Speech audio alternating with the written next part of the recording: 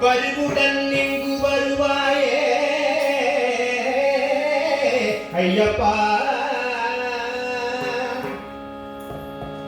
எங்களுக்கு அருள்வாயே தேவா.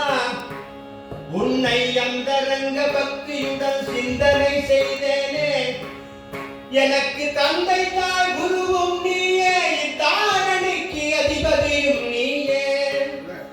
தேவர் முதல் யாவரும் உன்னை போற்றிடும் எந்தன் தேவாதி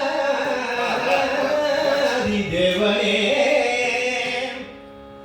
உன் பாதமலர், உன் பாதமலர், உன் பாதமலர், உன் பாதமலர் பாடி